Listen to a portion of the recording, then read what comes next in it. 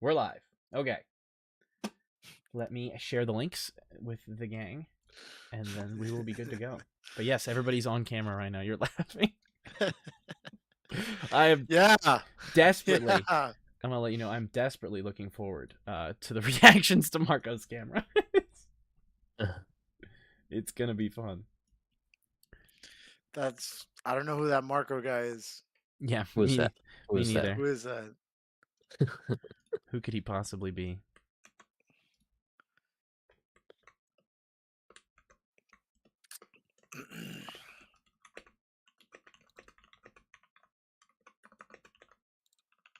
Ah. Oh my god. I also love that every stream VOD has like this little bit of early moment where it's like if they actually tune in live, people get like a little bit of extra content, which has always been fun. Some behind the scenes. Exactly. I've always genuinely really liked that. It's like, hey, tune in live, you get a little early commentary. Ooh. How we actually react with the camera off. Yeah, exactly. Silence. Deadpan face. Right. Yeah, it's like you only pay me to start talking per hour, so anything before that is overtime. Exactly. That makes a lot of sense actually. You're cooking. Yep. Also, shout out to TikTok. It doesn't let you advertise with links until you have 1,000 followers. Follow me on TikTok. TikTok. I'd like to post links and not have to say go to this thing each time. Follow on TikTok. Exactly. DraftKings now available in all 50 United States. Yo. Can you believe it? I know how I'm making my money for my $1,500 PS6. What's the over under on PS6 not having any discs? Why don't you bet on Polymarket? Go on Call Sheet right now. Yeah. We will get into that first. After I post this on TikTok in like 2 seconds.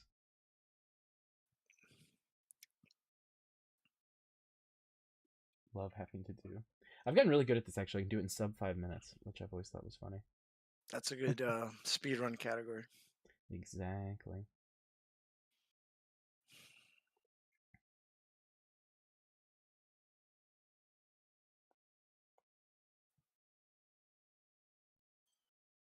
Alrighty. Should be good now. It really do be like that sometimes. Alright. I'll give us a formal lead in then, since we're all here. And people can catch up on the topics as we go. Should be good. Alrighty. Hello, everybody, and welcome back to COFY Cast. Episode 7, I think. Right? 7? Yeah. I think That's a so. good question. I think it's episode 7. Very Mhm. exciting. Yeah. I can't lie. We've made it further than we thought. But that's very fun. Yeah. That is true. We got a lot to discuss today, which is good. It means we're going to have some hot takes and some opinions. And I think we can kick things off talking about the big news of the day. No point in not addressing the elephant in the room, which is that Sony announces as of 2028 they will no longer support discs and physical media on the PlayStation 6 and forward. I will say, would you guys like to talk about this first, and then I can lead it in at the end? I'm completely fine with throwing it to the wolves first here, and then we figure it out from there. Yeah. I think, me personally, I am not too hit by the news. I mean, as a gamer, I have stopped buying discs since Red Dead Redemption 2 on the PS4. That was the last disc I ever had. Not counting the Demon Souls bundle I got with my PS5. Okay. That was disc. But other than that, I think my time with discs has definitely ended. I don't want discs. I would prefer not discs if I'm getting a game as a gift. Just one less thing to carry around. I do understand its purpose as a physical medium. Kind of like when the sands of time stop ticking, we would still have access to that game. I think that's a very good argument for it. But that's just my personal gripes on it right now. I've stopped caring about discs. So, yeah.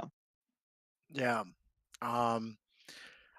So I was too young to really feel the impact of 9/11, but I can imagine that this is what they must have felt like when they were tuning on to the news and they watched the second tower go down. This is Yeah. disastrous, I would say, for gaming. Don't laugh. For I'm not. gaming I'm containing communities, myself. for gaming communities as a whole, because while I understand the convenience of digital products, I get that that's convenient. Obviously, I'm a big PC guy. Um, so I don't typically handle discs when I play PC games. However, I did grow up with PlayStation. I was like a PlayStation kid, Same. and I kind of loved the whole collecting boxes, and also it was just the little details. Back then, if you remember, um, they used to put little booklets in the boxes that wasn't just like a little guide of maybe some tips, but it was also like some background notes, some Yeah. character details.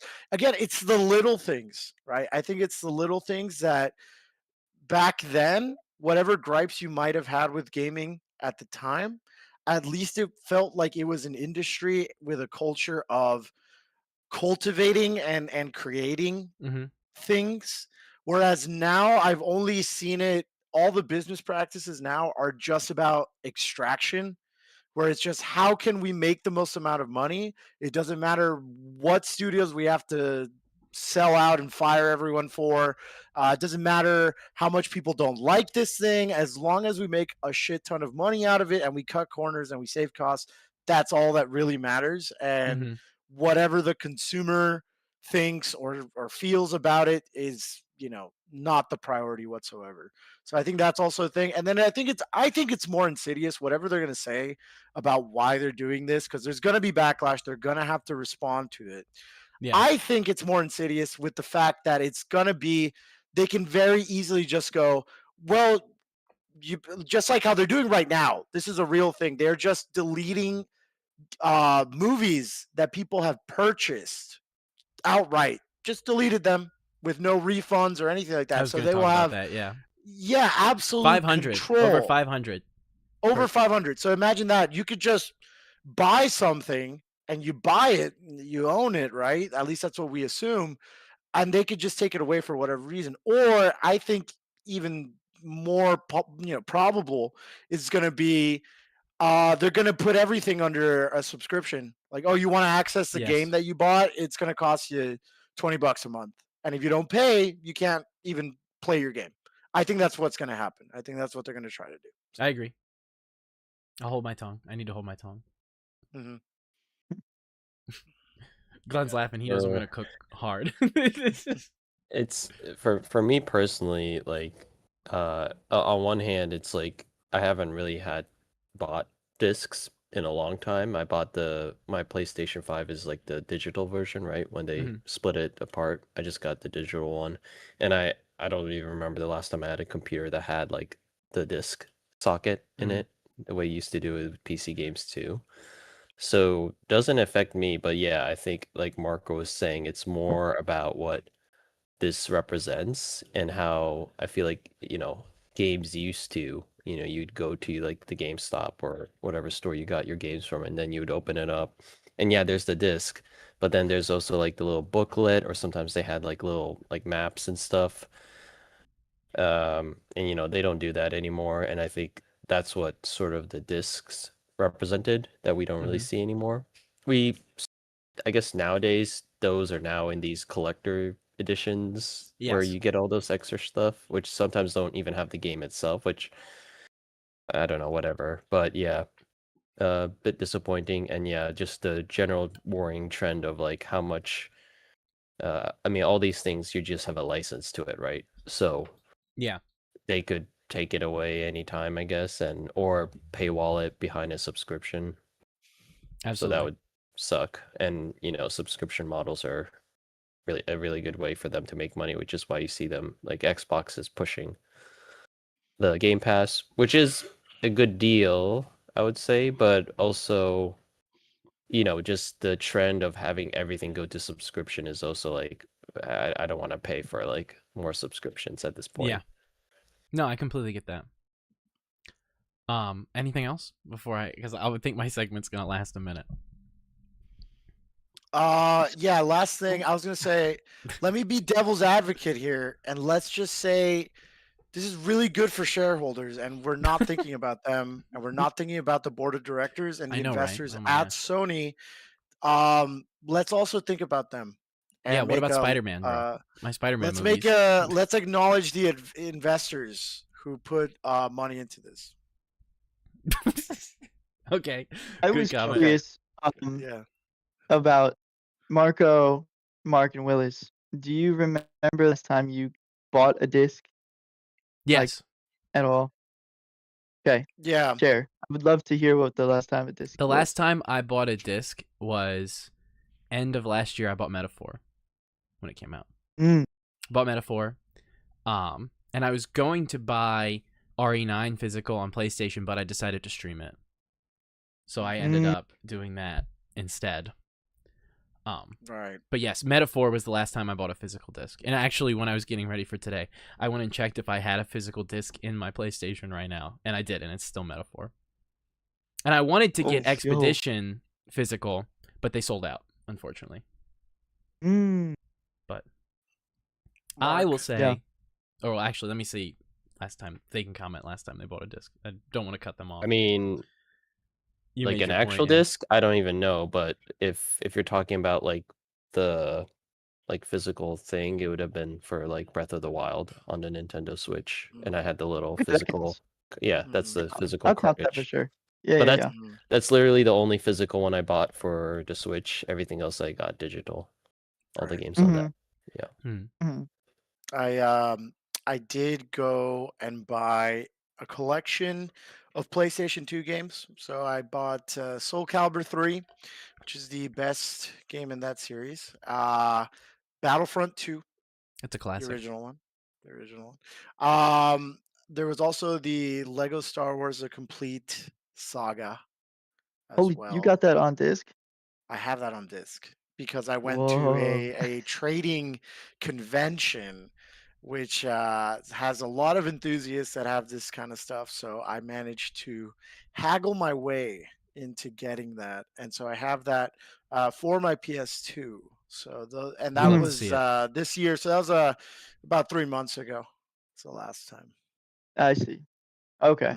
Well, then I'll be the devil's advocate on this debate, as I feel like I have the most disagreement with it. That's fair. So maybe we'll actually have some discourse on COFY Cast rather than each other glazing each other up. So Willis, you have the floor, man. I feel like you spent all day. You're ready to unload. I've been thinking about this a lot today, I'll be honest. Yeah. I want to open up because I think Glenn makes a really good point. Which is that I do buy digital games, by the way. I don't want to be this guy who's like, everything I buy is physical, blah, blah. I buy digital games all the time. I just recently pre-ordered GTA. I did. I pre-ordered GTA 6. I'm very excited. It's digital only, but I got it digitally. And I think that there's nothing wrong with buying games digitally. You see these people want to make a big argument about, like, it's wrong to buy digitally and stuff because of all this. I don't think there's anything wrong with it. My biggest grief comes from two things. One is that they're moving in a direction where there's no option. Like, there will be no physical releases. Not limited physical release, but none. Nothing at all, right? Unlike a lot of other forms of media, such as music with, like, vinyls or, like, CDs that are still made. They're just made in lower quantities and are usually considered, like, a collectible thing for people who want that. Them moving entirely away from it when they could simply sell like a USB CD drive and then do limited releases and stuff like that for people who want that sort of thing is shocking to me. That's a premium market that they are essentially ignoring. Secondly is, as has been brought up a lot the last few days, is you're actually technically not owning a game when you buy it digitally. You are owning a license to use it, which can be revoked at any time. Marco took one of my points, which was that over 500 movie licenses were pulled recently from the Sony store. So if you bought any of those films, they lost the rights to them, so they're gone. It doesn't matter that you bought it. You lose the license because Sony lost the license, and it is gone. So I will make a point that I think is important. This is a PSP. I got this PSP in Tokyo. I bought it very recently. Inside this PSP is a copy of Persona 1 that I bought in Japan. Persona 1 is not available in any stores currently because it has had no release and it is not available on modern consoles. So you have to find a disc for it in order to play it. So it's a limited release, it's a limited markup, and you have to find it somewhere secondhand. That is the only way that you can play it. In the same announcement today, Sony announced that the PS Vita store, will be dead, and you can't get games for it anymore digitally. So if you haven't downloaded your digital games onto a PS Vita, you can't use them anymore. The store will be gone, and there'll be no way to access them. The same is true of this PS3 that I still have, which also is invalidated if you have any digital purchases on it. You can't use them anymore because they're shutting down the stores. Now, the only way you can access things for those devices, such as that PSP, Vita, or 3, is through secondary markets like this. You buy a disc, and then you can still play it when the servers go down. That's the only way that you can do that. A really good example in recent history of why it's important to have maybe a preserved copy is Hideo Kojima. Famously makes this game that I have a copy of, Metal Gear Solid. He also made a little thing called PT in the 2010s.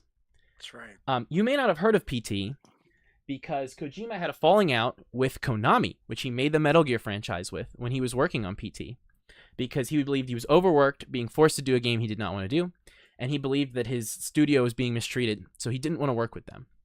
They had very good ties with PlayStation at the time, so when they fired him, they had his PT game completely delisted from the PlayStation Store and all digital fronts. It is still to this day inaccessible to play that game, purely because he had a public disagreement with them. And this went even further into the fact that the Game Awards and multiple press conferences and shows, award shows, events, charity events even, Kojima was banned from because Konami had backing with PlayStation through those events, and he was not allowed to show up to those events. Wow. So he was banned from the Game Awards for many years, as he was multiple other things because Konami didn't want him there. There is no way to access PT unless you pirate it or emulate it, which is unfortunate. I'd love for there to be an actual way to play that demo to this day, but if you have it on your PS4, don't plug that PS4 into the internet because it will delete automatically on that PS4 turning on. Oh, wow. It was updated on the store to where if you boot up and have PT on your PS4, it's going to just delete it. It's going to instantly delete it. That sucks. Another good example is this, one of my favorite films of all time, Interstellar 5555, Daft Punk's anime film that they worked on. This movie is no longer for physical sale, and the original version of it that is online is gone because recently a studio bought the rights to it and did an AI upscaling reimagining. And that is the only way you can purchase that film digitally now. The original is gone. So you can either watch the low-res rips on YouTube that are on Daft Punk's channel, thankfully still. But if you want to watch it in actual high-res, you need to have either bought this when it was still around, or it doesn't exist. It just simply doesn't. Now, that's a lot of a hassle. And I think Glenn makes a great point that digitally, it's nice to be able to just have things conveniently. And I actually don't disagree with that. My entire issue mostly with this argument is that your digital library is not treated with the same respect as a physical library is, which is a legal problem. The law does not defend your digital ownership because it's simply a server. They don't treat it that well, and because these companies have the rights to do these things, they can simply just say, we don't want you to have this anymore, and then yank the laws from you. I would be very much pro if eventually discs go away, which will potentially start to happen now, that it simply changes where your digital library is respected the same way. I like to collect physically. I hope that all of this backlash makes Sony do at least limited physical DVD releases for stuff. Because I would love to do that because I only buy physical for franchises that I really care about. Persona and Final Fantasy, I would exclusively always try to purchase those physically because I really care about them. There's something I have an emotional attachment to. Whereas series that I love, like GTA or other things, this is also not entirely fair because I own physical Red Dead, just like Glenn said. That's one of the big games I bought physically on the PS4. If I don't care about it as much, I'll buy it digitally. And then if, something happens, that sucks, but it's not something I have some deep attachment to, It's the same thing with my vinyl records. I stream music every day from my iPhone. I do it all the time. But there's certain albums that mean something to me, so I would like to have that physically and tangibly. I think it's very foolish of them to completely get rid of that market. There's a collector's market out there. Even if they don't spend as much money on it, I think it's really foolish to just completely throw it out the window. That's a huge market they're losing out on. People sell deluxe vinyls, like Taylor Swift sells like $50 deluxe vinyls. And there's people who love her, and they have the right to spend their money on stuff like that. I think it's weird that they completely disregard it. I also think it's foolish to think that this is going to make them sell digital games cheaper. I've seen that take a lot online today. I think that's a joke. That's some real hard copium. They're not going to ratchet the prices down doing this. It's not going to happen. I think more than anything today, more than, me being salty that, a form of media collection I like is gone, I think it's more about consumer rights. You deserve to have rights as a consumer and not be stepped on. Software as a service sucks.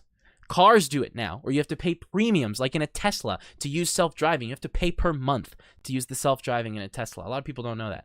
You have to pay a subscription to Tesla in order to do that. That's what this is going to turn into for games, and they're eventually going to make your art consumption and things that you love a subscription service, like Mark said. It's going to happen, and then that also means you're not going to own that art. So as Kojima famously said one time back in 2021, what happens if someone with a lot of political power becomes associated with Sony and they just decide maybe they don't like Grand Theft Auto? That inspires crime. I don't want that game to be on my platform. Well, they can just take it away from you then, and there's not much you can currently do about it.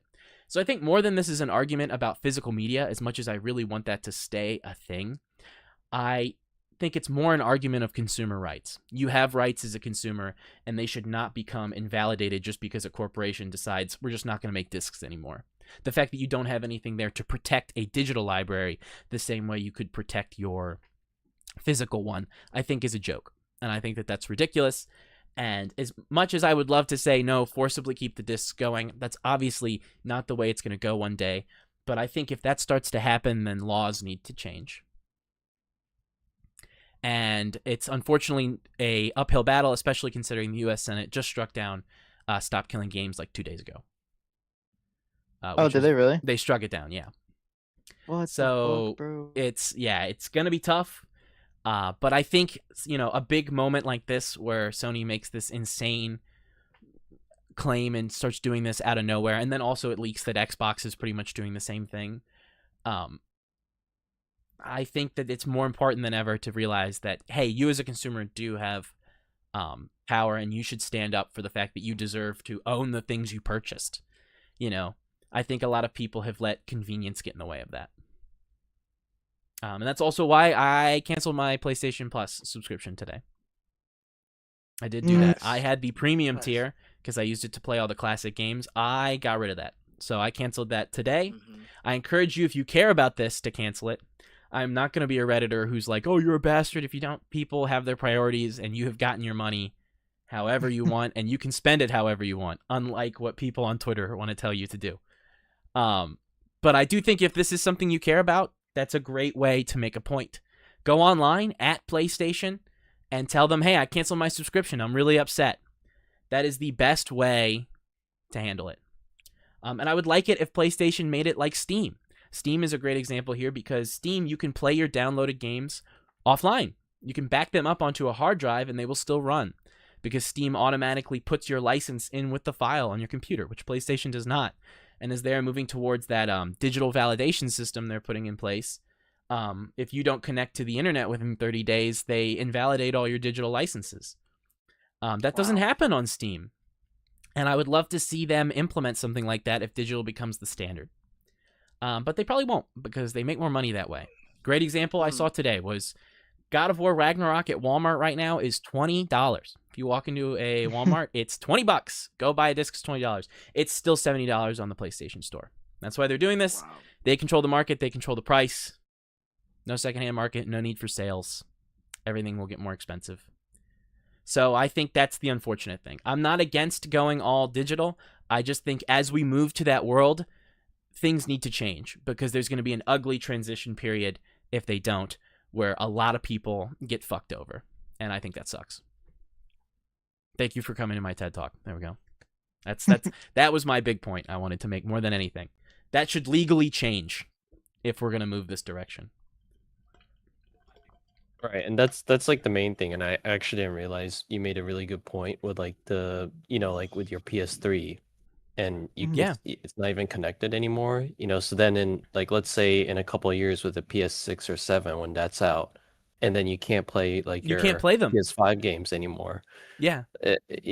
So it's like it's more so than like personally I don't buy physical, right? But my concern is more like, well, how much do I get to sort of keep, even though I understand it's like a license and everything, but Yeah, it just knowing like if it's a license, fine, but can I play this like 10 years from now, or is it going to be gone because the servers are down or something, exactly. and I can't play the games I bought, So that's like, yeah, from my perspective, that's where the issue is. And I was also going to bring up the point that you just did, where a lot of these games online, they're just at the retail price, like $70 to $60.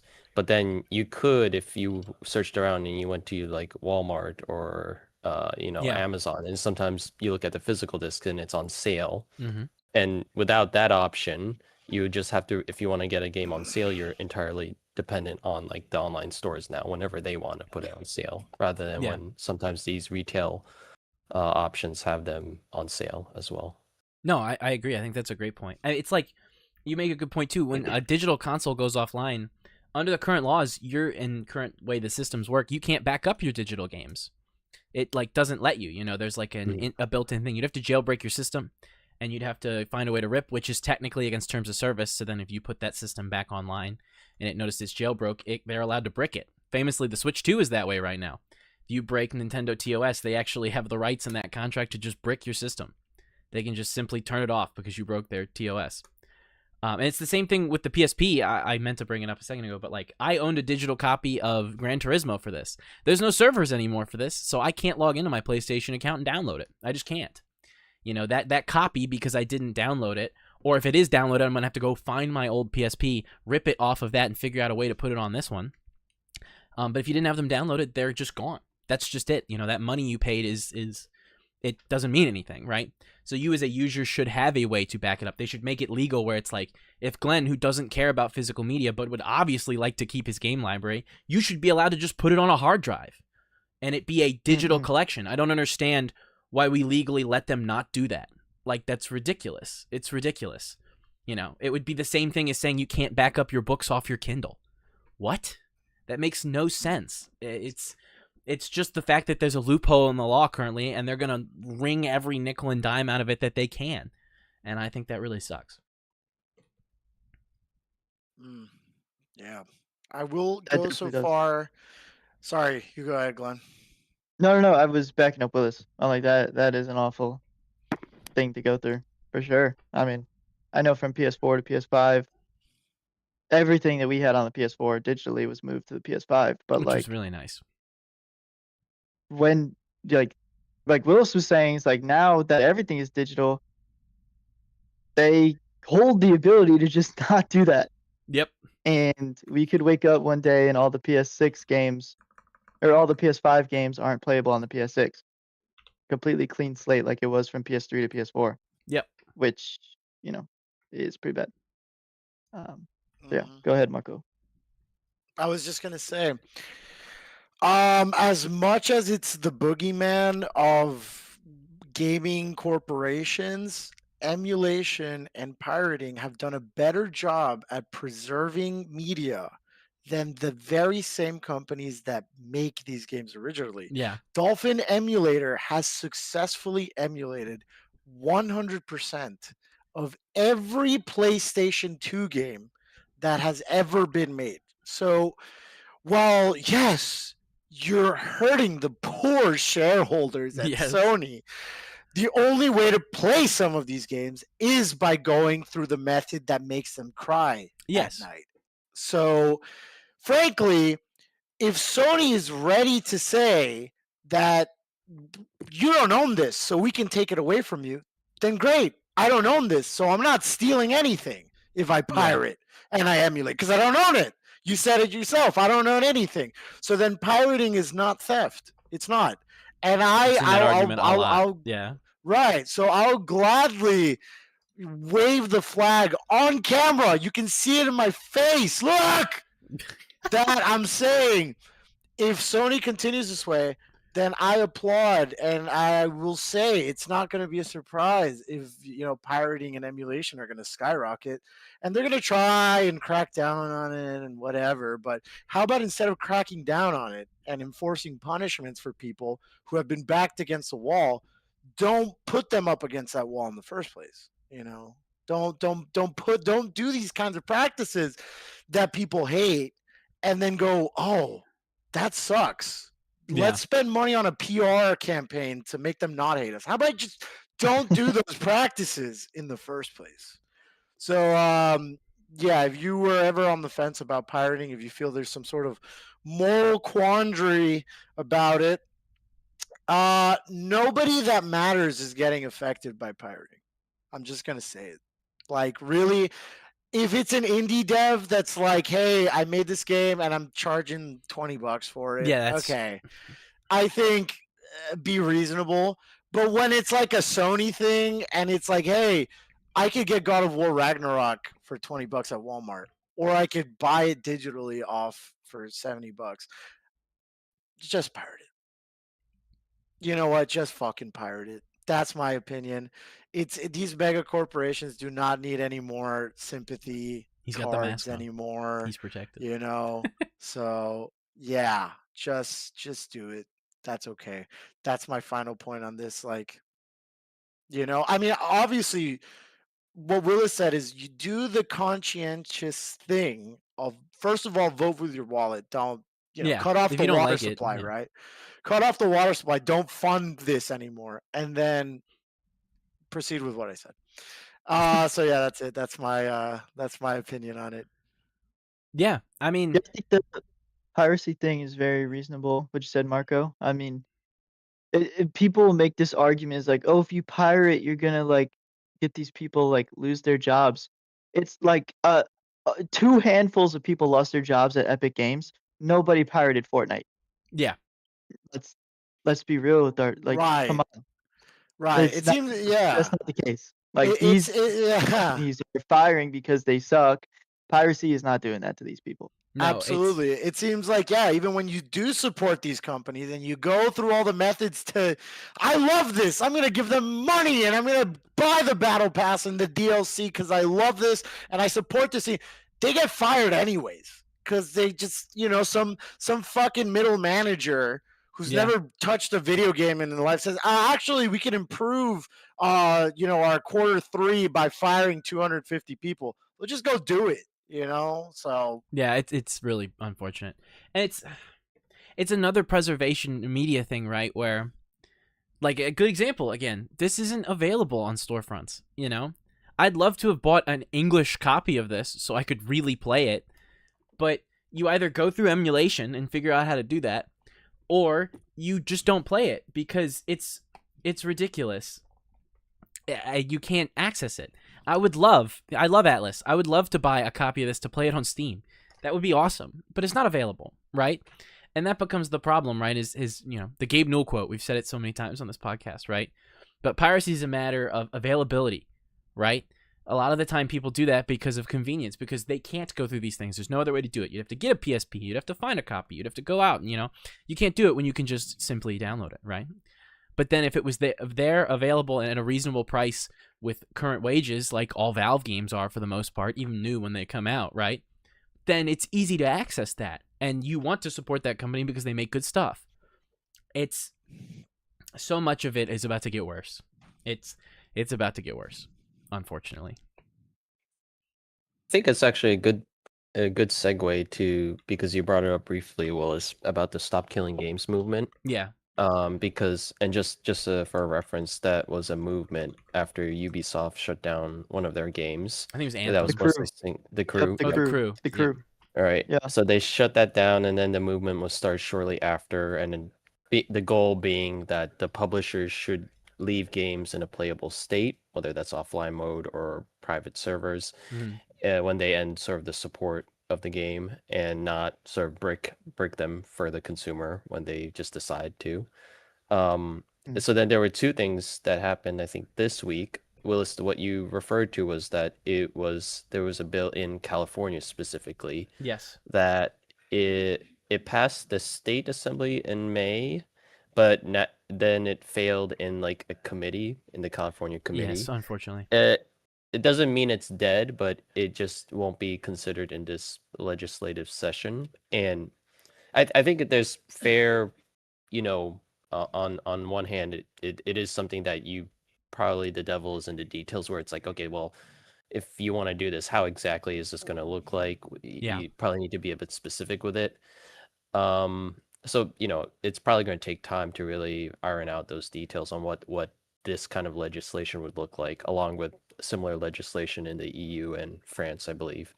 But then there was this moment from, I think, one of the hearings where one of the representatives, I don't know for who, they claimed that community servers like those in Yep. Minecraft are actually illegal, which is silly because in Minecraft it's like explicitly allowed. So it's just, I don't know if this is like some kind of bad faith argument or just ignorance I think I saved some from the opposition. It's American politics. You can probably take a guess that it's just ignorance. Like they probably don't even know anything about anything. They probably think like Minecraft is satanic. Like Right. these people. It's to protect the kids, which is why you Protect need the to upload kids. your ID on Yeah, everything now. yeah, exactly. It's for kids' safety. Right. Right. Yeah. So we can get our pick of the litter. We can see which kids we want. Because that movement is like, it's definitely what Marco's saying, because it's annoying. Like, it's making so much headway, like in Europe, Right. but like here, it's like stopped at every corner. Like the news I just found is new milestone in the French consumer courts, setting a precedent against the always online titles moving forward. Yeah. And so it really does just boil down to like where we are in terms of American politics right now, that just isn't allowing this to go through on our Yeah. end. But I can only hope their fight on the European front goes better. Yeah, and At then least it for now, moves over because, here eventually. And to answer your yeah. question, Mark, it was the Entertainment Software Association who made that claim That's that right, the yeah. Minecraft servers Yeah, are yeah, yeah. illegal, along with representatives from Microsoft. So, Microsoft, a name you trust. Yeah. Always. and if you're forever sitting and here always. thinking, well, maybe games will get better in the future, Sony did make a public statement saying their motto moving forward is to revitalize gaming with more live service titles. They said that like yesterday. Oh my So God, that's what we you want. guys love That's what we've been live talking service about. That's what we've been titles. waiting for. it's There hasn't been Thank you, enough of Sony. that. I take back. Everybody should just give all their money to Sony right now. I take back everything I just said. It's just deeply unfortunate, and it sucks if you're a fan of this medium. So just do what you can, and it's also one of those things where it's like, I always feel really torn on the whole, like, you see the Redditor take, I said it earlier, right, of like, you stop everything, stop your consumption, bro, it's gotta end that. Like, no, there's people who like, just want to relax and have a nice day, and I think the idea of like completely stopping games and stuff like that and stopping all of that, that's ridiculous too. Nobody's gonna ever do that. But I definitely think making a statement somehow is important, even if it's simply just speaking up and going, I really hate this, and I also have seen things, it's just funny because we talked about this, I think, a little bit last week, Mark and I did, under the GTA segment. But it appears that everybody going, oh man, Rockstar, I've seen some takes on this that I think are actually backwards. I do want to say this first. I saw people saying this is Rockstar's fault. I actually think that's the complete inverse. I think we were all like, Rockstar, how could you do this? It's definitely because they got insider information that discs just aren't going to be a thing anymore. So why would they print Right. GTA copies that are discs? For them to Of last, course. what, a year on the PlayStation cycle, only to not be allowed in the PS6 because it doesn't even have a disc drive?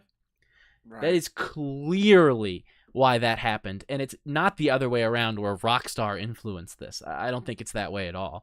It's definitely Sony and Microsoft said, we're just not doing this. And so then they decided, oh, well, then why would we make discs? Especially considering the game's going to get an upgraded version with online and DLC included for free on launch of PS6. That's how Rockstar does their shit all the time. Mhm. So that doesn't surprise me at all. And Sony's just going to use that as ammunition when they release those pre-orders to go, look, everybody only wants digital. Well, they only sold digital, dummy. Yeah. Stupid. Like, it's just... Right. It really, really sucks. So I hope that somehow people band together, because let me tell you, I hope that this is like the backlash was for the Xbox One back in the 2010s, because it was one of the huge reasons that the PlayStation sold, was they were going to move away from, digital then, and they were like, nope, we want discs. I've seen a lot of negativity online. The main Sony account got ratioed today by just some random guy when they tweeted about hype for Spider-Man, and they said no one cares about Webhead when you got your PlayStation division acting a fool, and it got like 50,000 likes. So clearly they're going to be aware people aren't happy. And I don't think they're going to move back to disc printing, but I would like to see them at least make it be an option. Like, let me buy a portable disc drive and use it, make limited releases. I collect vinyl, so it's the same thing, right? Does everybody want a vinyl? Fuck no. But it should be allowed to be an option, right? And that's free money on the table they're not grabbing. You want to talk about greed? Get the shareholders involved. Point at whatever dumbass suit did this and go, he just cut off more of your money because you now no longer have a deluxe market. Because they don't. What's the difference between a digital deluxe edition and the other? It's not really that much. It's paying a little money for some in-game shit. That's not a real deluxe collectible market. You're going to cut out a huge chunk of who you have. Weaponize the suits right back at them. Be like, yeah, where is my deluxe market? The guys go, oh, it's, I don't know. Right. It's just, it's so lame. Yeah. No, and for people that are black-pilled, like they feel like they can't do anything, just remember that, was it this year? I mean, time is such a concept, but this year or whatever, recently, there was that big uproar with Target where people were protesting because, Target, like a lot of companies, just kind of plays around with whatever's seemingly the movement. And it was around the time when the administration was talking about, cutting back on DEI and all these kinds of things. And so Target went on board and went, yeah. Oh, thank God. We can cut all our DEI stuff now because it's finally, thank God. Oh my God, we can stop pretending. Exactly. And so people did protest that by not shopping at Target, and they saw like destructive amounts of losses when people were actively refusing to partake. And I think they did backtrack on it. I think they did actually. So it is doable. And even on a large scale, like a big company like Target is even susceptible. So I think, like you said, I don't think this is going to be one of those Grinch moments where their hearts are going to grow and they're going to go, oh, you're right. What have we been? We've been such a fool. I mean, we made those horrible fucking Spider-Man villain movies in our movie division. and we've also been doing these, digital only. This is horrible. Let's go back to our roots. I don't think they're going to do that. They're not that human. But like you said, make it an option. Okay. Yeah, have both. Just have both. Or at least if you're going to insist that this is what people love everything has to be Fortnite now. Everyone has to play Fortnite. Since everything has to be a digital game, at least do the Steam thing of allowing people to play the games offline and then not just shutting it down or taking it away from them at a moment's notice for whatever reason, because it rained today, so therefore you're not allowed to play these games. One of the big selling points, and excuse me, I know this is a gaming podcast. Excuse me if this is like a little bit of a larger societal thing, but one of the big selling points of capitalism is that you get choice in what you want. That's very true. And that was the whole thing. You walk into a supermarket and you have 87 different brands of cereal. You don't get that in Cuba, right? But then lo and behold, all 87 brands are owned by 2 companies, right? Or whatever. So the same thing here. It's like, at least give us the choice, right? Yeah. That's what the free market is supposed to be. Is like, hey, well, I don't want digital. I can go for, the disc. Oh, I don't want the disc. I can go for the digital. It's like, no, you have no choice, and you also give us all your money, and you will say thank you when we shit in your mouth. Like, why? Fuck that. It's because it's not about sales. I really believe that. To make an even bigger statement on it, I don't think it's about sales. It's about controlling the market and controlling the media that they put out there, right? They don't want people to play Bloodborne because then that makes an uprising of, oh, why didn't we get this yet? You know, they just don't want that to happen. And if they control the media that you can consume, then that makes that a problem. Oh man, people are really being weird about that old game we had. Just delete it. You know, it's like people not wanting you to read certain books, so they just burn them. Like it's almost no different than that to an extent. You are deleting something or giving yourself the power to decide what people can actually have, because then you control the market and then you control everything else. I mean, one of the best things when you bring up, capitalism and markets, not to get like too far off it, is, a lot of the things that people like about a system like that is it's different than a bigger socialized system because it allows the needs of the few to still matter in a direct way, right? Hey, you are the small consumer who's in a niche market. Well, you still get an option. You know what I'm saying, right? Like in the music, the obvious minority of music consumers is vinyl purchasers. It's guaranteed what it is, right? But in the current market of choice, you being that minority matters. That's one of the best things about, certain stuff that was idealistic in America, at least talking to somebody who lives in the States, is that, hey, like you should still be able to have a voice even if you're in a minority thing, right? Certain consumers should still be allowed to have options and should not have their stuff just taken from them because they have no other way to consume it. That's terrible, right? Like you do matter. The individual person does matter, and you wanting purchases to be a certain way matters. That's why you need to vote with your wallet. That's why you need to do all these things, It's important. It matters.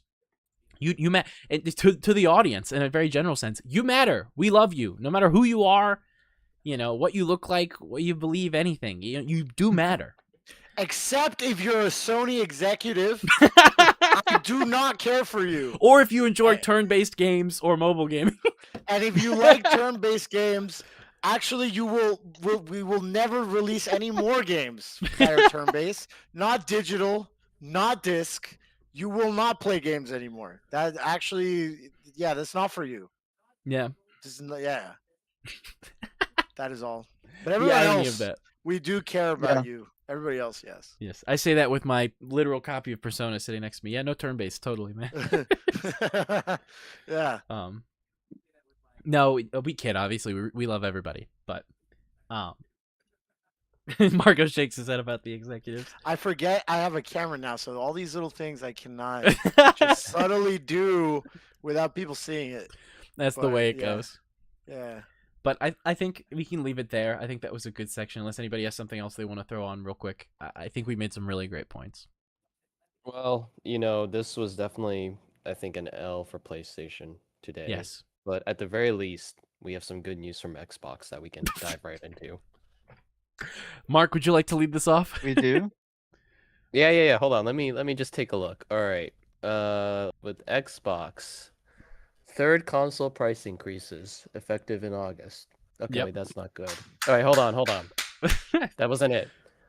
Surely mass layoffs expected imminently. Okay, wait, that's not good either. All right, okay, well... so what else do we got? Gears of War looks peak. There you go. That's all we got. Oh, there. Yeah, that's what it was. Save gaming. Gears of War will save gaming. They will make Sony executives will play Gears of War and they will cry and be like, "Oh my god, it's so peak." I see it now. I get it. We need to have discs."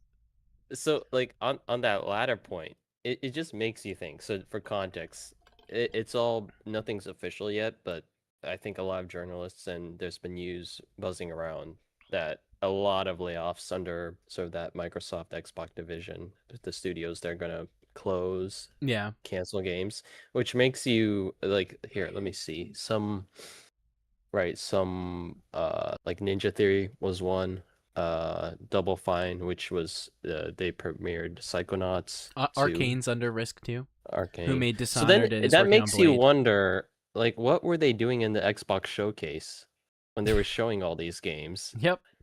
Was this like was this for the consumer? Or was this like an auction Also, showcase? it was announced already. They already Wow, can't. They already are putting a huge project at risk, which is if you liked.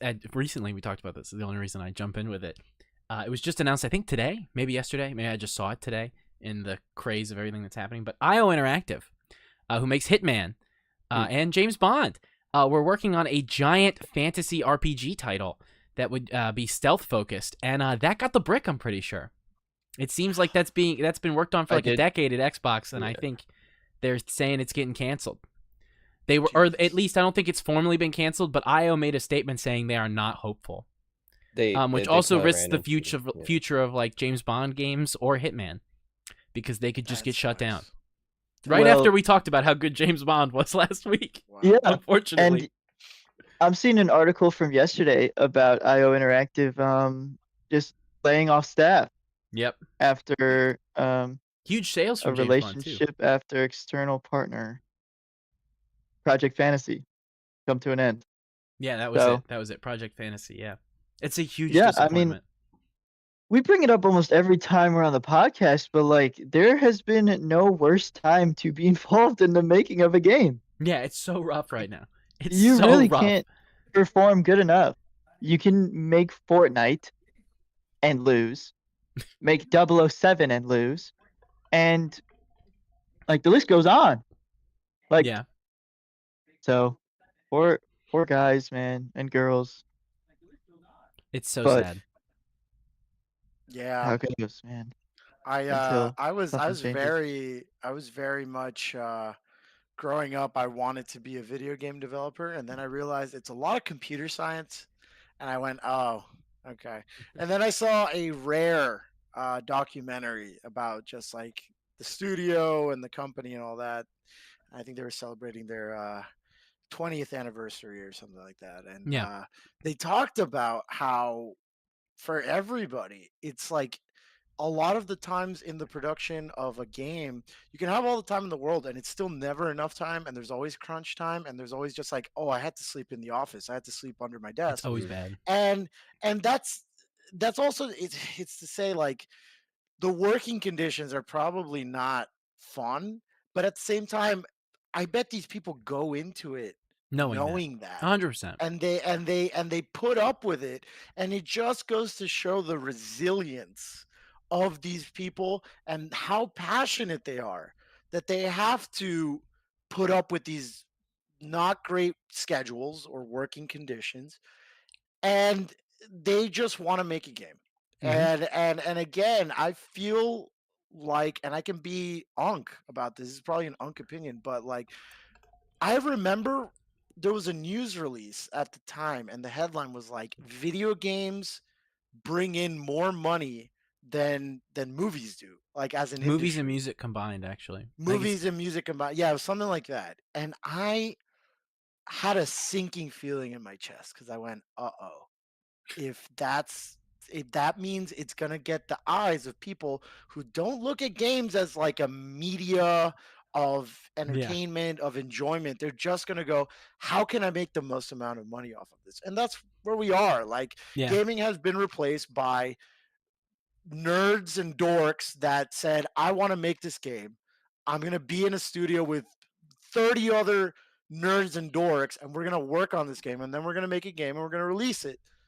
And it's been replaced by PR companies and you know, these board of directors and these people in suits who don't give a fuck about what the game is about or if the gameplay is fun or anything. They just care about pushing a product, you know, satisfying investors, satisfying board of directors, and clearly never satisfying them, because again, you can make a $1 billion game and hit all the records and hit all the quotas, and still it's like, hey, thanks for that, you're fired, bye. So it's like, man, I don't know what to say. I mean, really, to the people that make games, go, you got to do indie. I don't even know what to say. Go beat your boss with the keyboard. I don't know what to say. Like, there's not much to say. It's a really tough circumstance because it feels almost unfair that even though we're at this weird crossroads right now with the whole digital thing, there are still a lot of good games on the horizon coming out. Yeah. So like as a consumer, it feels like, yeah, we will be enjoying a lot of games. But then as the person making these games, like actually on the front lines of making these games, it feels like you can make the most fun, most successful game, and there's like no guarantee to your job, and that's absolutely not. I think I can maybe do a transition here, so I want to give other people a chance to maybe say something else on this if they want. But a good example recently of what you're talking about is Rockstar, right? I mean, we talk about them all the time. They're trying to unionize there right now.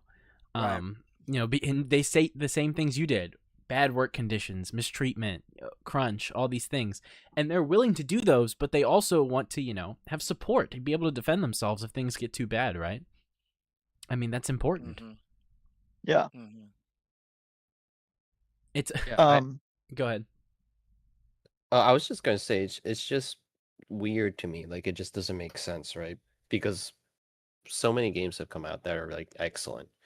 It seems like they're making more money than ever. It's a growing industry. It's continuing to grow. It's not an industry that's stagnant. It's just, more people are playing games. The, who plays games has broadened overall. So, it's a growing industry with a growing consumer base. And yet you still hear how much trouble the industry is in. So it's like for the consumer, it's great. We've been getting all these great games, and there's more and more games being put out every year, right? There's that chart of Steam games that are added. I mean, now some of them are probably AI slot, but anyway, it's like it's just more and more games coming out, and yet you hear about how much maybe at least these bigger publishers or the known ones are struggling and laying off. So to me, it's like something's not adding up, and I'm not sure what it is, but the economics of it just isn't working out somehow. Or maybe it is, and this is what they've determined is optimal. It's like we make a game, fire everyone, make another game, fire everyone, and maybe that's what works. It sucks, but maybe that's what they realize. Oh, this is a working model, which maybe it's working in terms of making money, but then it's like, is this like? I mean, I don't know, right? Moral, so something's not adding up here, and I'm like really curious if anyone. I'm not saying we know the answer, but if people know if anyone knows what's really going on, or it's just like a mystery. Yeah. I think another good example too is because the industry is so rough, and I'll do kind of maybe a bit of a hand toss into another topic as we move forward. But a good example was there was a released article today, which I find really funny, which is that traditionally, as Mark said, right, a lot of studios move on with brands and other things get made differently. But obviously, Larian, who made Baldur's Gate 3, which Glenn is going to talk about, because perhaps he made some progress in that game, famously is no longer associated with Hasbro because they're doing Divinity. Larian is now. And Hasbro made a public statement today saying they can't find any devs who are willing to attempt Baldur's Gate 4. They literally can't find a studio to pick it up. Oh, I wonder why. And because it's an impossible task to try to live up to that again, because it's a terrible industry, and who wants to work on this 10-year project that will be hell with Hasbro? It's not much of a surprise as the industry heads that way, because BG3 is kind of perfect, and to try and live up to those standards, that's rough. Right. That's really rough. Right. I think it has to be Larian. It would have to be them. The concept that Hasbro's like, no one else wants to do this. Of course they don't. I don't want to follow up on that. There's no shot. It'd be like looking at some four dudes in a garage and being like, can you be the Beatles now? It's like, no. Right. Sorry, I think I went through a lag spike there, but I just wanted to chime in about something earlier. No, go ahead. Something Marco mentioned about like these nerds in a room wanting to make games with other nerds. I want to bring that up and call back the itch.io page. Yes. I will play like one or two games from there often, and that's like the purest form of gaming content I think the world has access to right now. That's such a good That point. is the pinnacle of I'm a nerd that wants to make games. Look at my game. And going in with that mindset and seeing just this simple 20-minute game that's made from scratch or whatever, it's like it's giving attention to those as much as you can. Yes. That is going to revitalize the gaming landscape in the future. So many fun IPs start on itch.io. Like Iron Lung is the one I call out often. Wow. Iron Lung boosted with popularity, and that was made by one Russian guy that made these fun little JPEGs. And then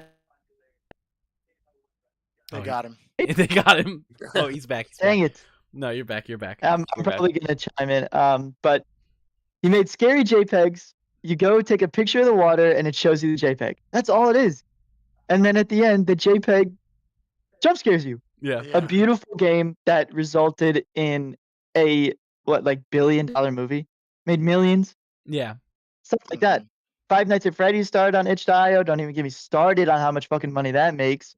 Right. It's beautiful. It's like the concept of, I don't know who the singer or artist was, but it's like going to a show, saying like, "Hey, you first 3 rows, take the 3 rows from the back, bring them up." Billy Joel. 'Cause Billy those are- Joel did that. Billy Joel did that, and it's like the same thing as going on itch.io. It's like, "Hey, the real fans in the back, come on up. Yep. Come on up. I'm gonna see what you have. I'm gonna see how real fans do games." And I've seen gems on itch.io that I cannot recommend more. So it's stuff like that that I think is really going to build the future of gaming, giving people that spotlight at least a little. Most of the time it's free. They have link to like their coffees or whatever they call it. Yes. Like places Ko-Fi's to like buy coffees, yeah. coffee. Yeah. To donate. So I just wanted to plug itch.io games because those are some real bangers before. Dude, I 100% agree. Yeah. So, but I didn't want to stop the Larian talk. I just wanted to bring that up based on Marco's nerd comment because I resonate with that heavy, and I feel like more people should be giving attention to those itch.io people. So keep itch.io makers, keep doing what you're doing. We love you. People like me see you. Stay motivated because y'all make some bangers. Yeah, Baldur's Gate 3. Wow. Well, I can't even imagine Baldur's Gate 4 right now. Yeah. That's right, That's Glenn. crazy. You just finished Baldur's Gate Yes. 3. My first playthrough has just concluded. Oh. I think I talked about it when we were going through our 3x3s, but I am very new to turn-based combat. All right, I'm not a very turn-based combat guy. So I want to get that out there before I give my full-on review of the game, because I think it might shock some people that haven't heard it already. But my final consensus on the game is a 6 out of 10. Okay. Oh. Now, I get you're thinking, hey, when I was in school, 6 out of 10 is not a passing grade. I get it. All right? I get it. I think that's understandable. To me, a lot of it has to do with my decision to play it on a PlayStation 5. Yeah. Yeah. Now, Yeah. those that don't know me, I am a console gamer. When I do play PC games, it is on a like 2015 PC. It hasn't been upgraded at all. It doesn't even run Windows 11 yet. Just to put that into perspective. Yeah. So of course I get that I play it on a PS5, right? That game is probably the most in recent history I knew right away. This is not made for the PS5. It's not. This is made for people to click their mouse Mhm. when they want to do something. I did not get that experience. Because of that, combat to me was a drag, and it resulted in a lot of save scumming, more than I really wanted to in my first playthrough. It's fair. Yeah. So that That's okay. and just being turn-based made it very hard for me to love. But I understand 100% now that I've seen so much gameplay footage on PC that could have been amazing. Yeah. Yes. It's rough on console. Yes. Traversal on PS5 was rough as well.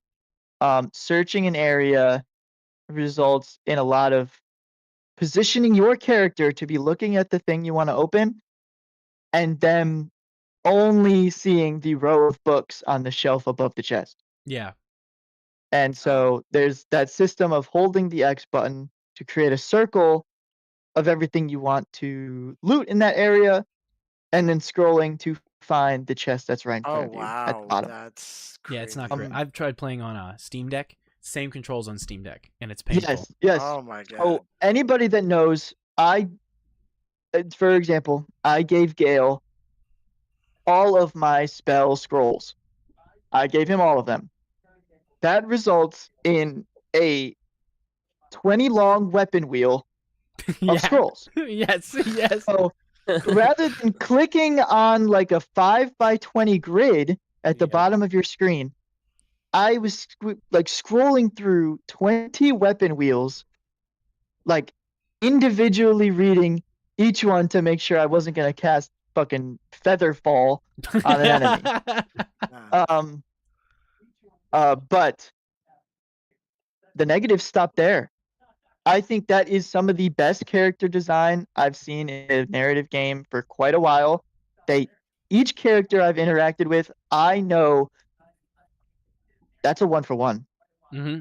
That is a 1-for-1. I don't think there's anything else in this world that will look like that. And amazing. Everybody was their own archetypes. I knew exactly what their motivations were, exactly how they wanted to run shit. And to top it all off, it's choices. Mm-hmm.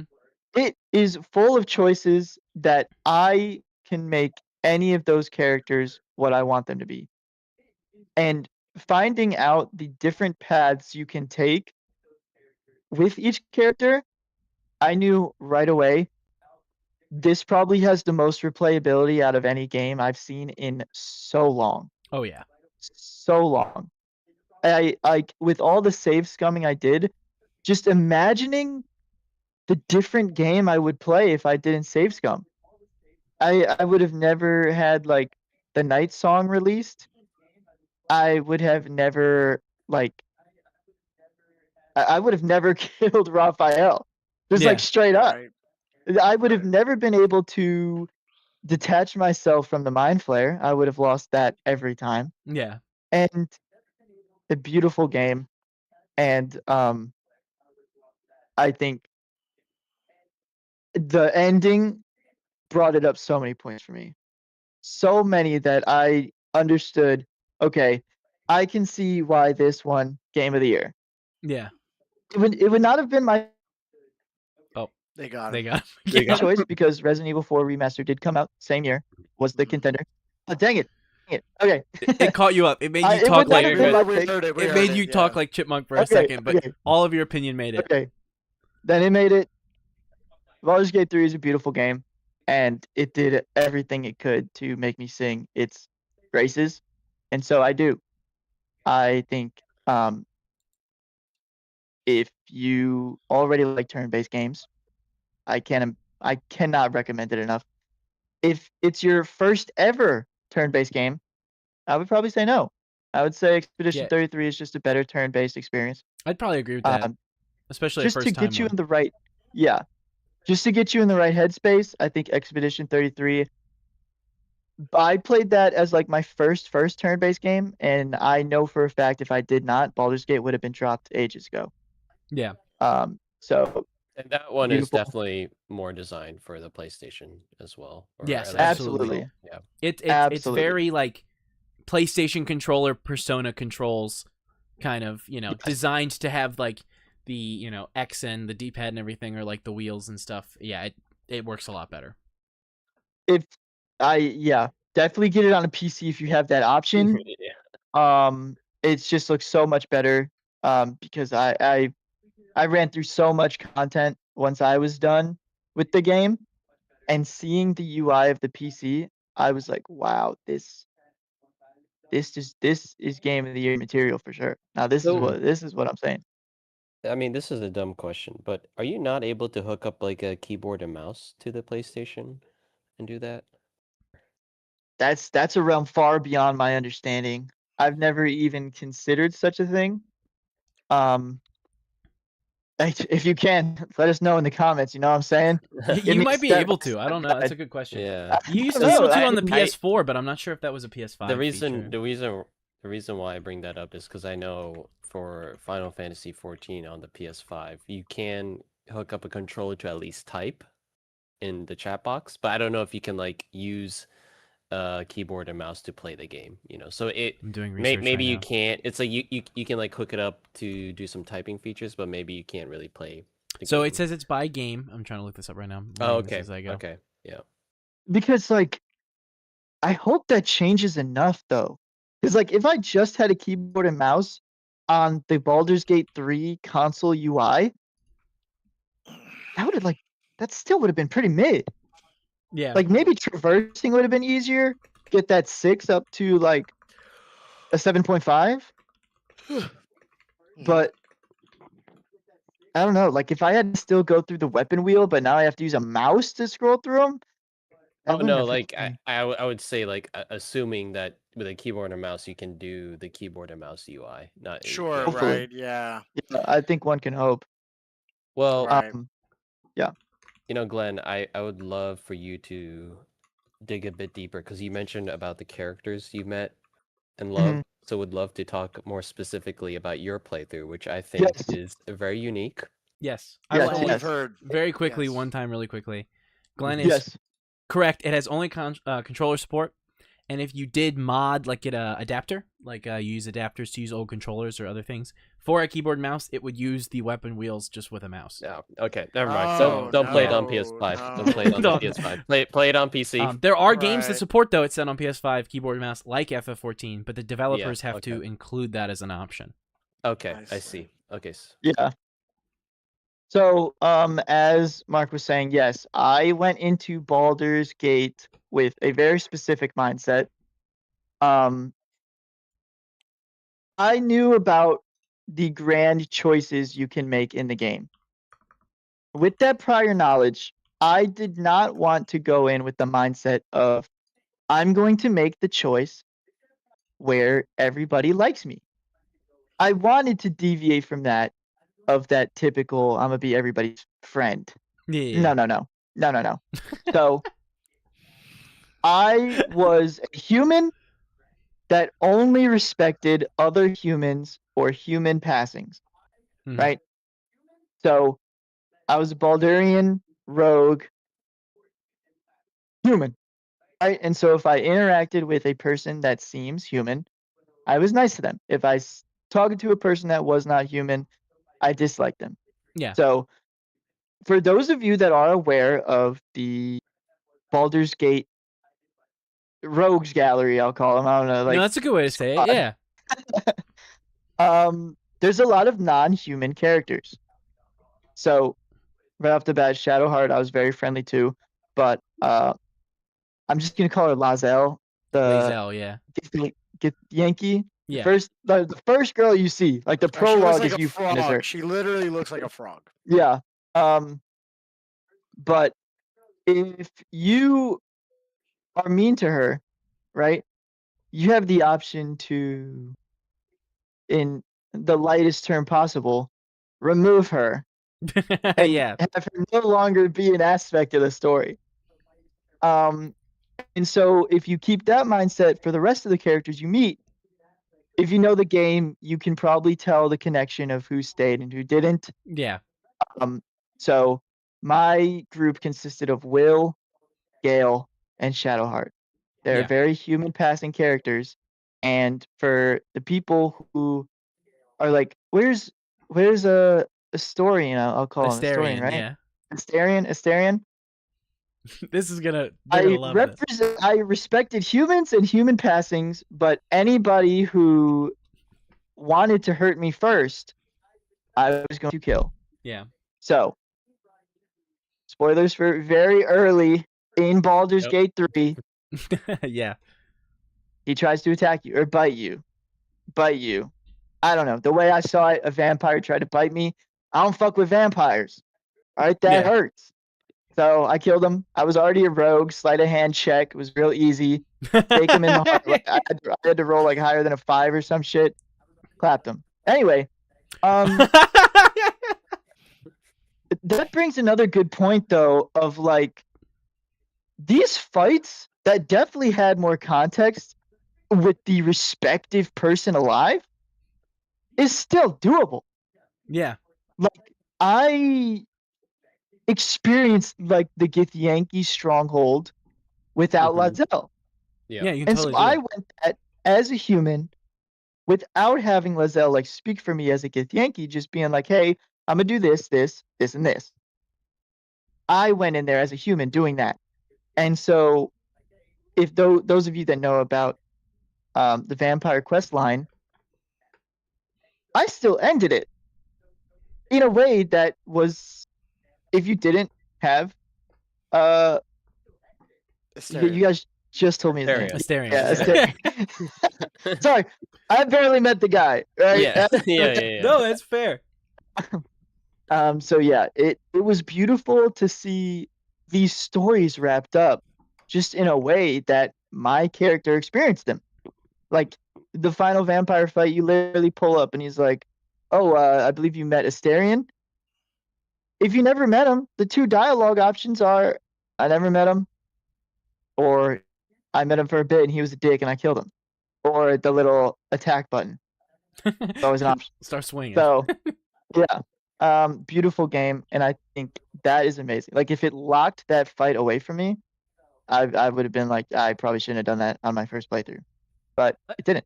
That's a good point. I didn't think about that because most people didn't remove party members. Yeah. You had the whole Willingly, cast. at least. That's probably how Yeah. most people played it. But it is interesting that it didn't. I mean, it obviously locks you out of like that character's personal story, but it didn't lock you out of Right. the respective content. Like you went to the Githyanki stronghold. You did the end of Asterion's fight even without him there. You still Yes. did the fight and you still explored the Yes. area. So that is cool that it still keeps the content. Obviously, you lose the personal story because they're not course. in your party, but it's Yeah. cool that it doesn't lock you out of content otherwise. Yeah, I think I definitely lost out on dialogue, context, Sure. how stories like that interact with other people. Based on what I've been hearing, there is a big development with Will and the One Horned Devil, right? Right. I completely missed out on that. For people that again, this major B3 and BG3 spoilers. Like, please play the game if you haven't already. It's been out for like almost 4 years. It's yeah. People have had their chance. I think if you're really worried about it. So Will wanted to kill the One-Horned Devil. Will was human passing or human, straight up, and the One-Horned Devil was very much not. So I was more than pleased with killing her. And then, like we do as a podcast, we talk about games, mostly in private settings with each other. Yeah. And I learned that they become good friends if you don't kill her. They become Yes. they get like best buddies. Yeah. Karlak. Karlak, yeah. Yes, Karlak. Oh yeah. Just when you go in with a path you want to set for yourself, I think you got to be ready to learn that you're missing that. But Yeah. at the end of the day, you played your path.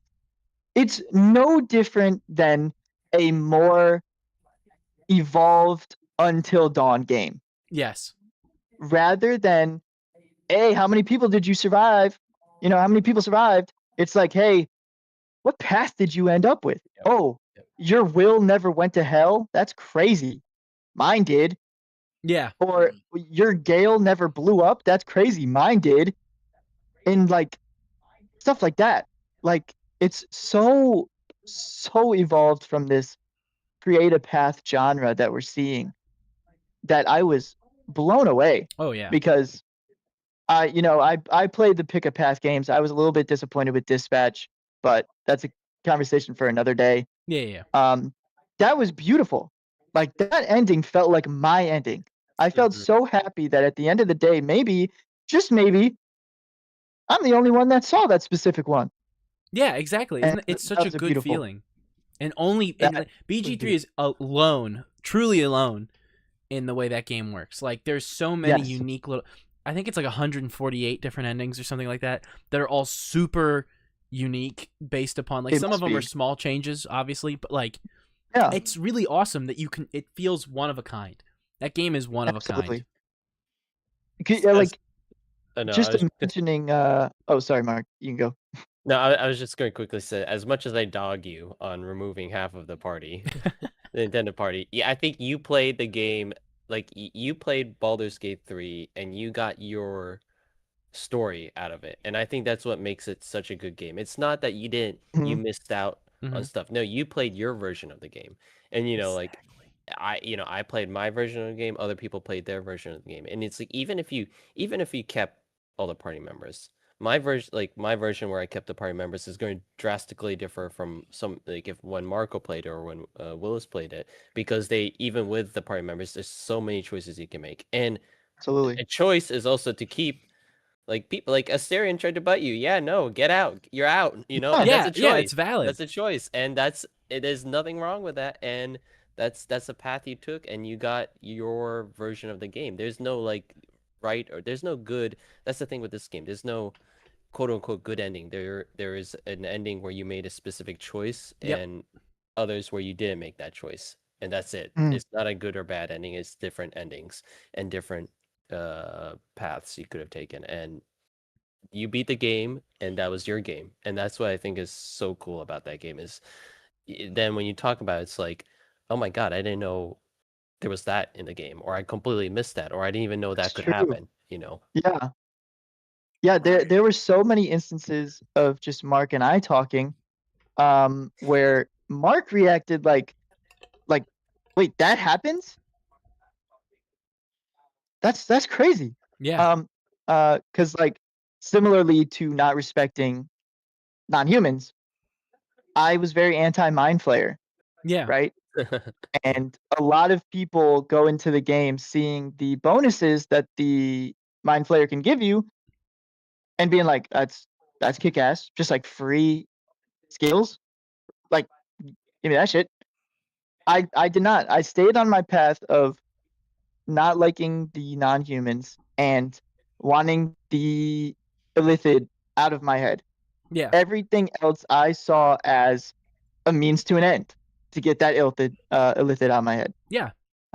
So beautiful game. I cannot believe I actually stuck it out, Yeah.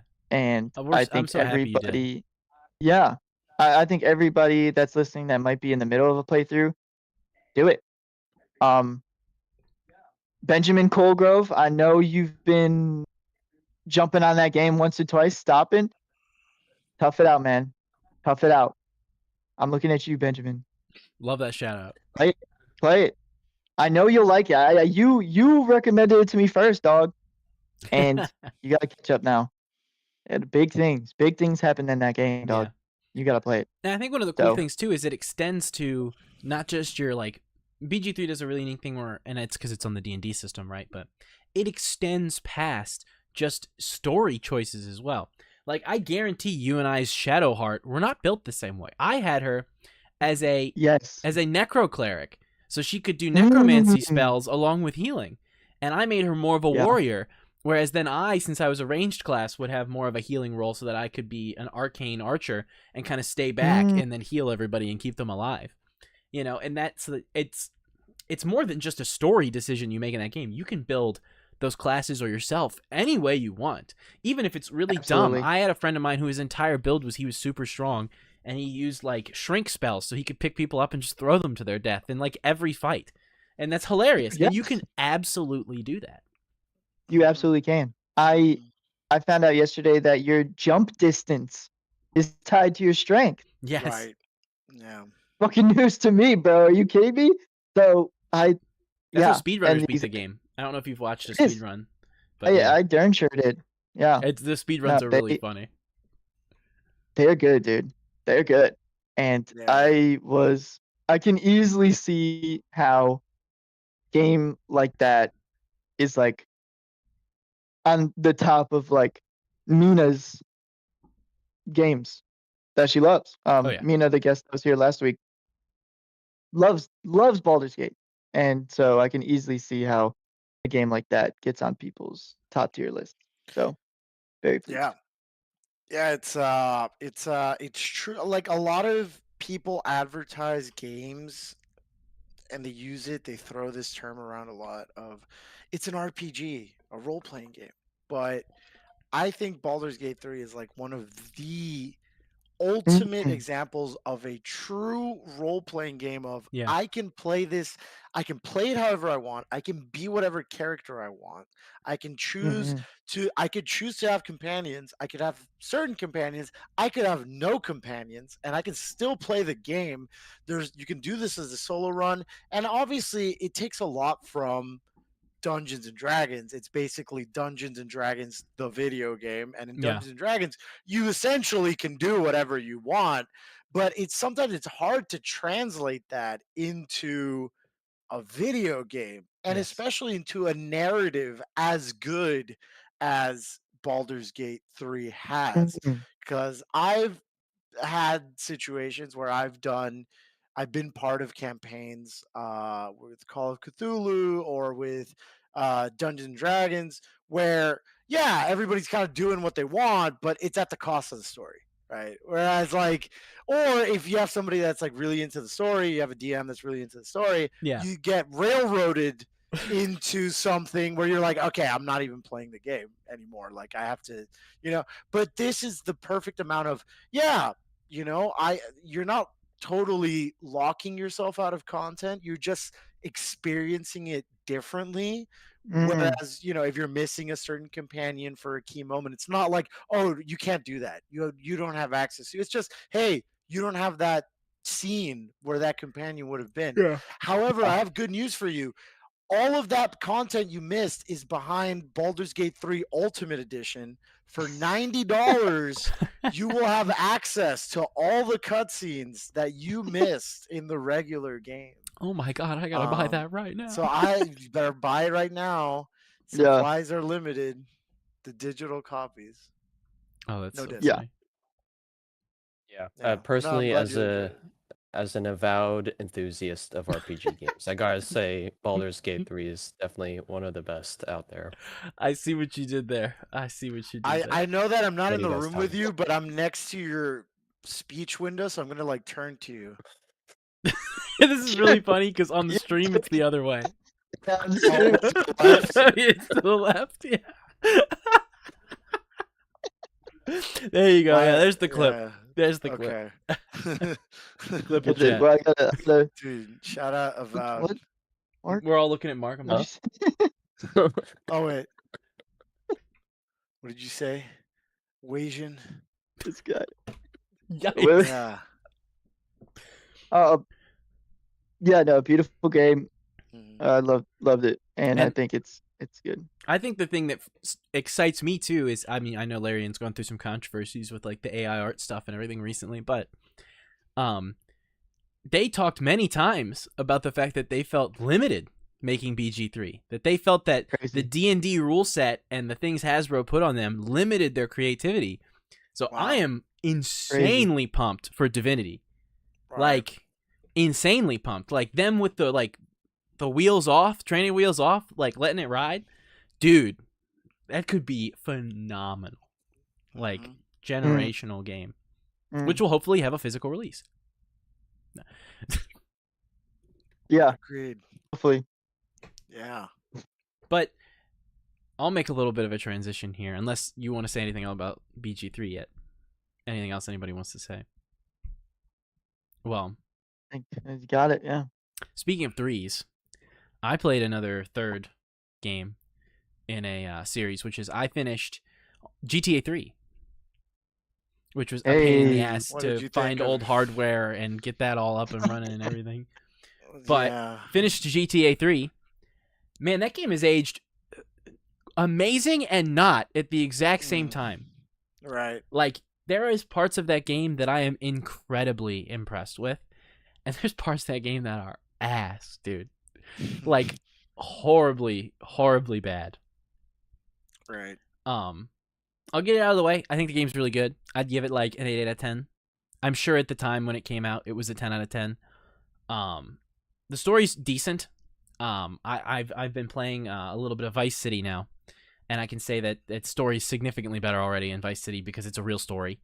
It's more like Right. interconnected missions in 3 that kind of have an ongoing plot with like a main goal in mind, which is to catch these people who betray you in the opening cutscene, right, and kill them. Mm. That's the main plot of GTA 3, and that's about the only plot it really has. It's you doing missions to try and find them, hopefully, while you do them. So the story is very limited, especially considering you're a mute protagonist. You have no dialogue. Right. Claude Speed is Claude Speed is his times. name. Yeah. But the game is really fun. I can't deny it that it's really fun. I quite like GTA 3. I think it's really enjoyable to just be in that game because it's such a time capsule. So much of the music, the radio stations, the way they're all, controlled and everything like that, it's kind of magical. There's random stuff they say in that game that like I haven't heard since I was a child, listening to the radio with like my mom in the car.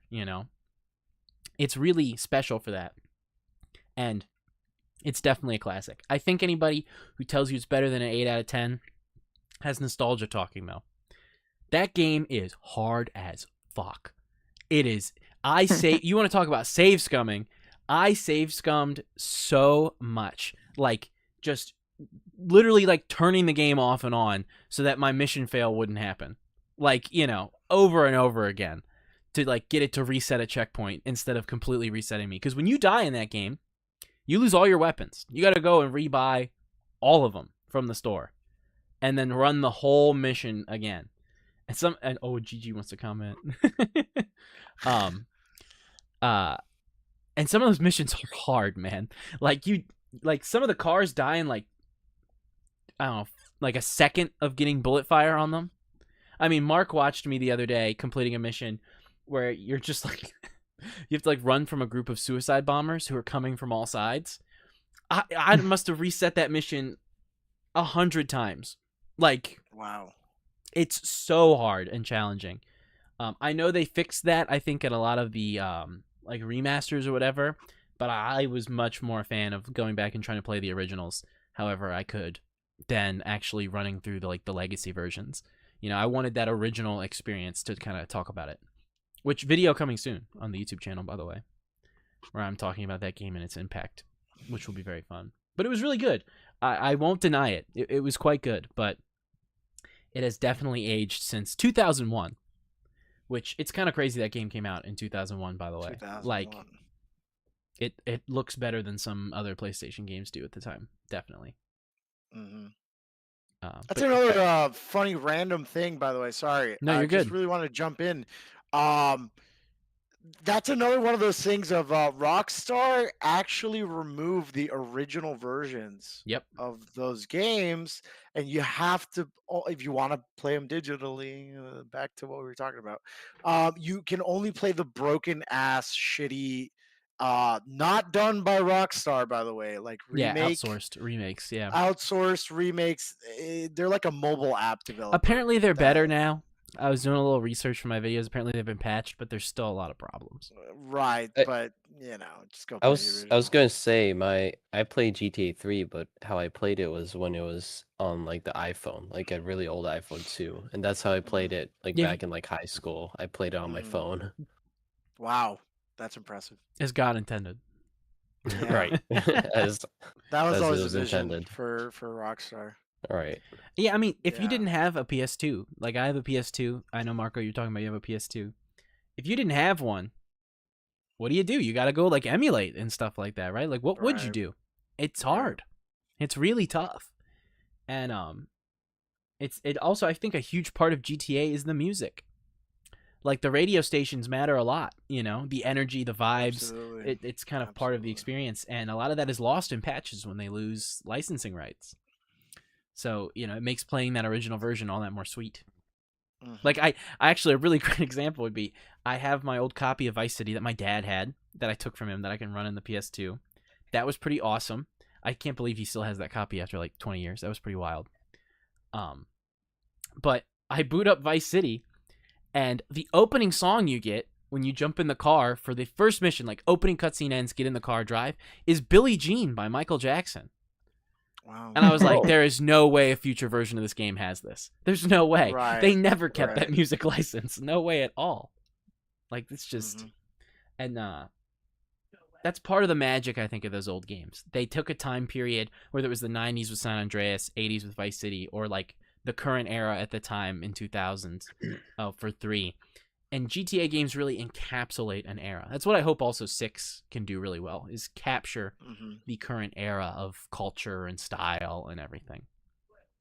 But yeah, I mean, that's a short segment. I don't have much to say about it because GTA 3 doesn't have much of a plot. You're trying to hunt down people that hurt you in the opening cutscene. And so you do a bunch of missions to get money to find them. That's it. It's not much of a story. Right. It's very funny. Game is very funny. Great satire. Some of the missions are really fun and interesting, and so are the characters, but there isn't really an overarching plot other than just jumping from one gang to the next as you kind of screw them all over trying to find these people you want to kill. Right. I Yeah, see. you'll get more story in the future games. It's certainly a immediate. lot It's more so story. funny. Like hopping Yeah. into Vice City, more exposition in the first 20 minutes of Vice City than the entire 25 hours I put into 3. You know, it's kind of crazy. Average GTA 3 cutscene's like 45 seconds. I'm not even kidding. Like it's Right. hey, good to see you again. Run these drugs, man, and don't get caught. Whoop. Yep, literally. But yeah, that's a game I'll give a big shout out to. I spent a lot of time playing recently. I brought this out, but I've been playing Persona, which is a challenge, but I've been playing Persona. Very good. I will hold a conversation for that game until I finish it because it's very unique, but it's actually aged incredibly well. But it's very different than the modern ones. I'll give it that. But I think it's better to probably wait until I beat it. Because that game has, speaking of choices, it has 2 entirely separate campaigns. You make choices early on, and then it's an entirely different campaign based on those choices. And there's 2 full 30-hour campaigns, I think. So Interesting. that's going to take me a while. But it's been fun to dive into and experience. But I will hold my tongue further than that and give people chances to talk about other stuff they've been playing. I've been playing Blasphemous 2. For those of you that don't know, Blasphemous is a Metroidvania with a lot of Spanish Catholicism motifs. Is a beautiful game. I'm really into Metroidvanias at the moment. And I played the first one ages ago, like twice, and I heard very good things about the second one, so I picked that up. Steam sale is going crazy right now. For those of you that still need to get some things, the sale ends July 9th. Yep. So don't wait up too long. Certainly need to pick up a few things.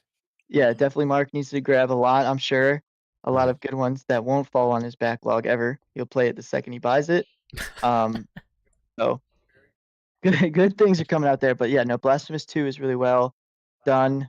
Rather than only having one weapon like uh, uh, Blasphemous 1, this one has like three weapons that in turn also let you traverse through the areas.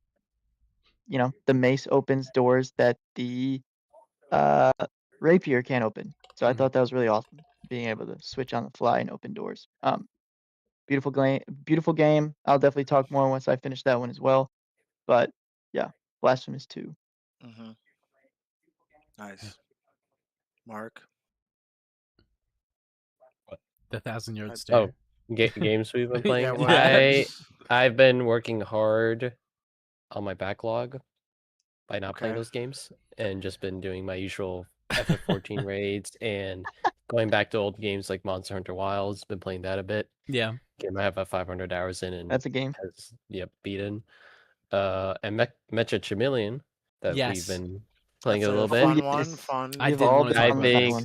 Yes. we played that a bit. I know that's sort of the viral friend gem game going on right now. I know I'm calling them friend gems now. No more friend slops. These are Friend friend jams. gems. These are I like friend that. gems. I These like are that. friend Start the gems. Yeah, trend. because we're having Right. fun. We're having fun. We're having it's good. Gems. Hey, drop those $6 on a game we'll play for 3 days and have a good time, you know. Yeah, why But not? and I didn't realize this. I've been calling it Mecha Chameleon. I have too. And then I apparently actually It's didn't know. mecha, right? Like it's Mecha Japanese. because it's a Japanese Mecha. developer. And Right. if you notice, like there's like Japanese characters in the game. Right. I did so notice that. Yeah. It's intended to be pronounced Mecha Chameleon, but Good to know. very fun game. It has all the recipes of Friend Gem that goes viral, so now all the streamers are playing it. But Mhm. just sort of that game of the month That's been fun, and yeah, I can't really think of any other game I'm supposed to be playing. I feel like maybe someone mentioned in the comments, Someone in but the I don't chat, maybe know. in the comments. No, I Starts don't with an know. A. I think that's it. Anyone? That's it. Yeah, we can That's leave it. it. That's all I've been playing. Yeah. Nice. If you want to be in on more of the inside jokes, join our Discord server. It's linked in every video. Yeah, if you like Avowed, fuck you. You're gonna feel the wrath of a certain friend of ours for sure for that one. GG. Oh my god, what is that? Mina making another cameo. We love to see it. Mina, would you like to say something for the stream? Mark, you're muted. She doesn't want to say anything. Oh, she's not saying anything. Okay. 007. We're gonna have you on to talk about it soon. Well, yeah, Hopefully. to everybody that was laid off from it, right, Mina? Yeah, that's actually really sad. She's waiting for the Didn't, stream delay. There's like a 10-second delay. Yeah, from the because she's TV listening when on the she's TV, listening. I think. Oh, okay, that makes sense. Yeah. But yes, dancing I around. think- I love it. She I just think wants she's GG. devastated to the She's point really of She's sound. crying, devastated, she's yeah. crying into Gigi, the cat. Yes, she just using her can't as handle like it. a Yes, handkerchief. not enough new gamers bought 007, so everybody They lost their will job. be executing, yes, the employees Yeah. at IO Entertainment. Okay. Sorry. Gigi's getting her moment. Yeah, who would have thought funny dialogue doesn't save a game from its unending defeat, nonetheless. It seems Gigi So. agrees. Yeah. Yeah. job. Good job, 007, for its funny dialogue. Yeah, shout out.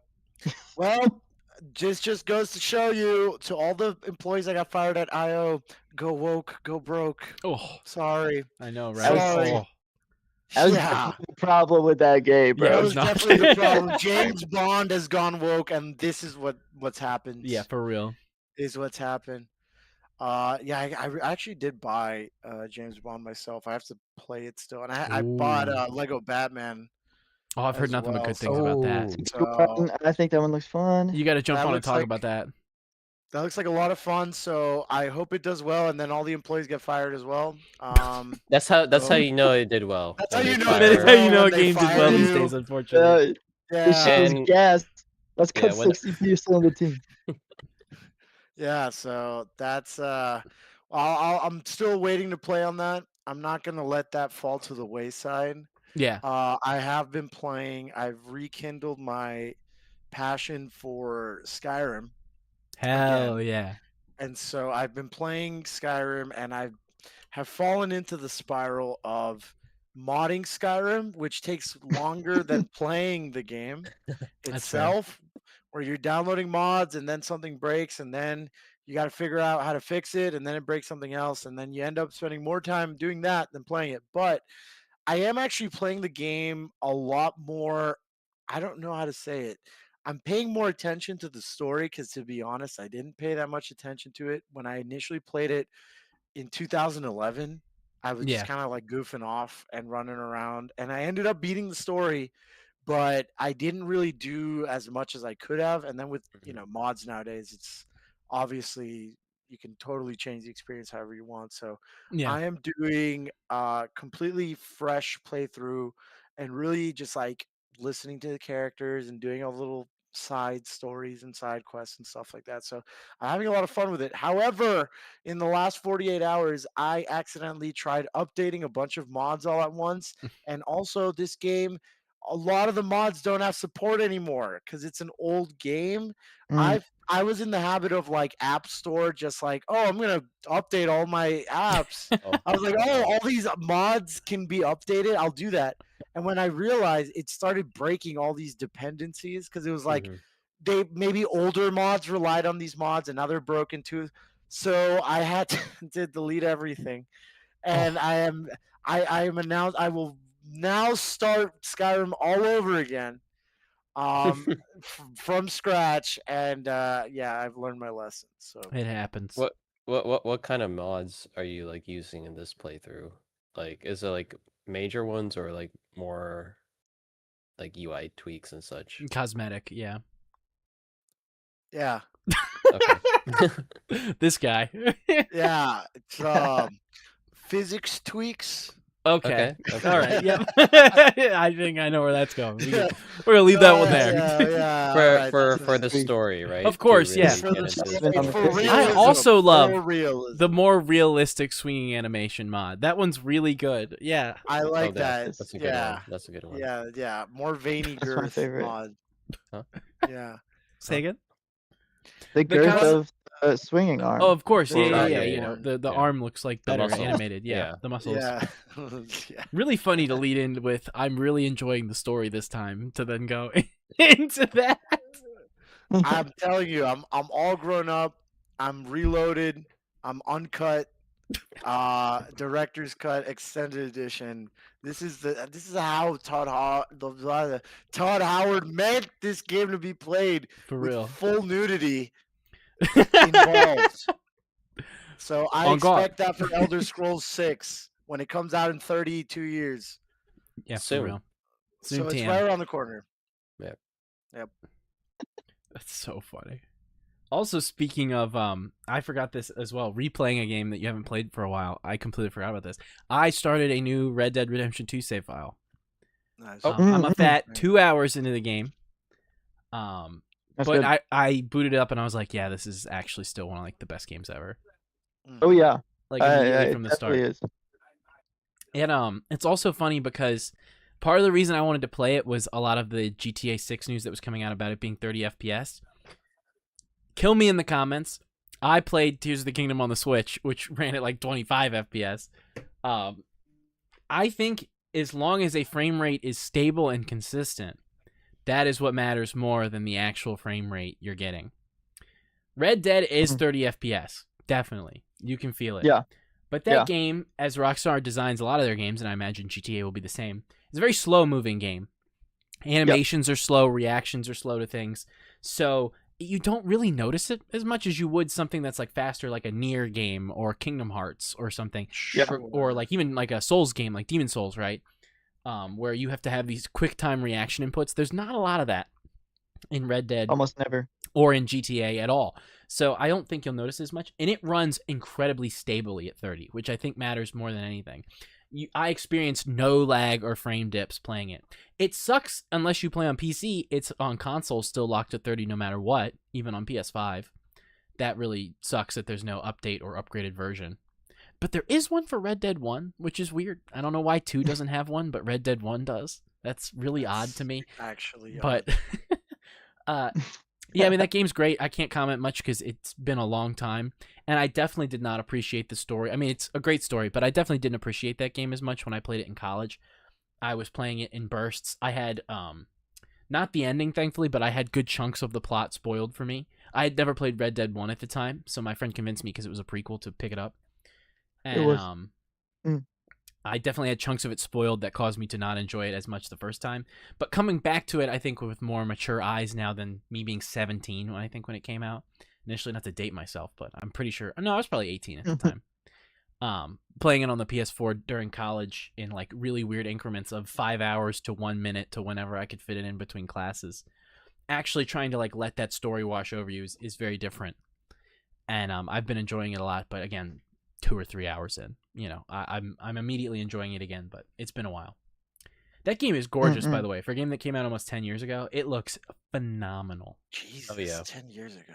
Isn't that crazy to think about? 2018, man. Wow. Wow, indeed. There was definitely another game I wanted to bring up, and now I can't remember it, but it doesn't matter. If it didn't stick in my head enough until this point, then it really do be over. But Avowed. Yes. We'll just say avowed. That's all I got to say for the week, really. I mean, there wasn't a lot. I'm trying to think if there was other news or anything big that got announced. I don't think so. This was kind of it, especially with the disc stuff today. Yeah. Yeah, Yep. That All right. was I think that's a good Yeah. wrap Yeah. up. was it. I agree. That was a very good wrap-up point. So, yeah, I mean, hey, About- avowed. We're all hopping on Avowed. We're all hopping on Avowed. Dude, Avowed podcast Avowed. incoming. 2026. sure. low key, actually, I would love to do maybe. Actually, I'll say this off stream. Never mind. No promises. No promises. No promises. We'll leave it Diabolical. there, everybody. This was a good one this week. Sorry it was a little more serious maybe than the usual ones, but I think that's just the way it goes with the industry. It right had now. to be said. It had Gaming to be is said. serious. Gaming is serious. Gaming is Gaming serious. is very serious. You can never laugh No fun. Yeah. when it No comes fun. to games. Only Yeah. misery. Only Oh. suffering. Serious only. But I'll leave it there. We'll wrap it on up. Thank you everyone for watching live. The VOD will be up hopefully tomorrow or Friday. We will see depending on my work schedule and when I can edit and everything. Tune in every Wednesday. We're live around 4:35 with the episodes. And I'm live Mondays and Fridays along with that playing Deadlock. And or subbing in extra content after Deadlock or around it when I play. That was another thing too. Deadlock update apparently coming soon. But that's just rumored. So There you go. throw that in Yeah. as a last little note. But yeah. Excited for that, and I'll see you guys on the next stream on Friday. So thank you everybody who's watching. Thank you I'll for see you all again watching soon. COFY Bye. Cast. Take care, everybody. Bye. Bye. Marvin Bye, Van Gandel, everyone. bye.